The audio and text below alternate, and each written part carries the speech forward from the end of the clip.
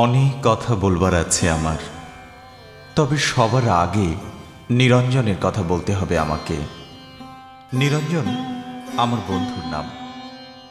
আর কোনো নাম ছিল কি তার আমি জানতাম না। ওর একজন বান্ধবী ছিল, অবশ্য সে তাকে কিছুদিনের জন্য প্রীতম বলে ডাকত। ওর বান্ধবীর নাম ছিল জয়লতা। নিরঞ্জন জয়লতা সম্পর্কে আমাকে কিছু বলেনি তেমন। জয়লতাকে কখনো কোনো চিঠি লিখেছিল কিনা সে কথাও সে আমাকে কখনো বলেনি। তবে জয়লতার চিঠি আমি দেখেছি। একটা চিঠি ছিল এরকম: প্রীতম, সময় গড়িয়ে যাচ্ছে। তুমি বলছো এখন দুঃসময়, কিন্তু আমি জানি সব সময়ই সুসময়, যদি কেউ ব্যবহার করতে জানে তাকে।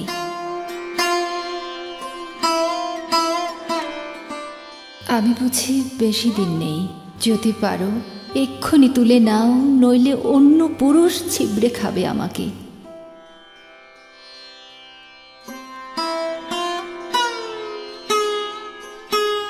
আমার ঘরে বসে সিগারেট টানতে টানতে নিরঞ্জন চিঠিটা চুপ করে এগিয়ে দিয়ে বলেছিল, বিভু, চিঠিটা পড়ুন। আমি প্রথমে পড়তে চাইনি, পরে ওইটুকু পড়ে তার দিকে তাকিয়েছিলাম।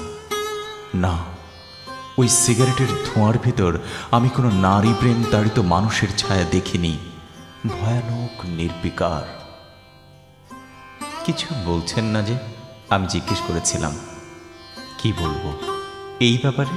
কোন ব্যাপারে? এই যে জয়লতা। বাদ দিন।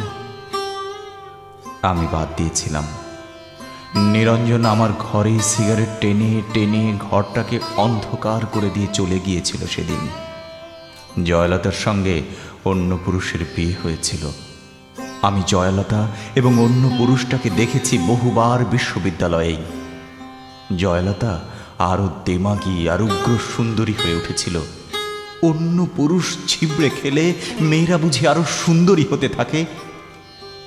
এ কথার সূত্রে সেদিন নিরঞ্জন আমাকে বলেছিল, মানুষকে এত ক্ষুদ্রার্থে নেবেন না।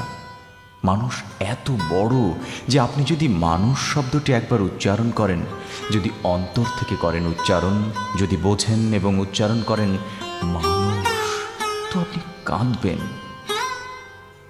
আমি মানুষের পক্ষে, মানুষের সঙ্গে এবং মানুষেরই জন্যে। হ্যাঁ, মানুষের মুক্তির জন্য নিরঞ্জন মিছিল করত। আমি শুনেছি নিরঞ্জন বলছে, তুমি দুষ্কৃতী মারো, বাঙালি মারো, হিন্দু মুসলমান মারো, গেরিলা তামিল মারো, এভাবে যেখানে যাকেই মারো না কেন ইতিহাস লিখবে এত মানুষ মরেছে। বড়ই করুণ এবং দুঃখজনক। শান্তির সপক্ষে তুমি যারই মৃত্যু উল্লেখ করে উল্লাস করো না কেন, মনে রেখো মানুষই মরেছে। এই ভয়ঙ্কর সত্য কথা নিরঞ্জন বলে। মিছিলে হাত উঠিয়ে বলেছিল, এভাবে মানুষ মারা চলবে না, মানুষকে বাঁচতে দাও। নিরঞ্জন, আমার বন্ধু নিরঞ্জন বাঁচেনি।